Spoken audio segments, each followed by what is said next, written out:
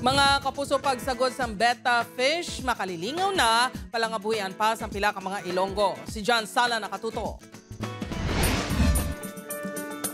Stress ka na bala after a long day? Sa pagpauli kabahin sa stress relievers, ang kasadya kagalingawan nga dala sa mga hinuptanan. Pos kita anay sa dog kag cats, bangod mga isda naman ang atong tutukan. Hindi lang basta-basta isda, kundi ang cute kag colorful nga betta fishes nga may ara sang masobra 70 species sa bilog nga Southeast Asia. Makitaan sa ilang mga giho, ilabi na ang ikog nga nagadala sang masadya nga mood.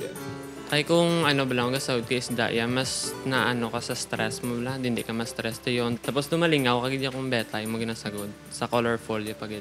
Sa tabok suba haro, nangin pasyon na sang Ilongga nga si Katie ang pagsagod sang betta fishes, kasubong ni Mark Chell.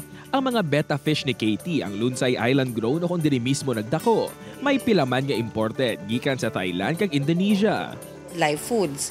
And then at the same time, water quality. So when you say water quality, mera kita ginagamit ng water conditioner, ng mga pamatak, let's say for example, vitamins. Madamo naman sa mga nadagaan ng mga hinuptanan nga betta fishes ni Katie. Ilabi na sa patag sang katahom kag pagkamadiduagon. Sa pag-atipan sa mga hinuptanan, it's beta nga may ara ka sang pagpalangga sa ila. Bangon mas mangin beta man ang ila mabalik sa imo nga relaxation kag stress relief. Upod kay Hans Tisierto, John Sala, One Western Visayas.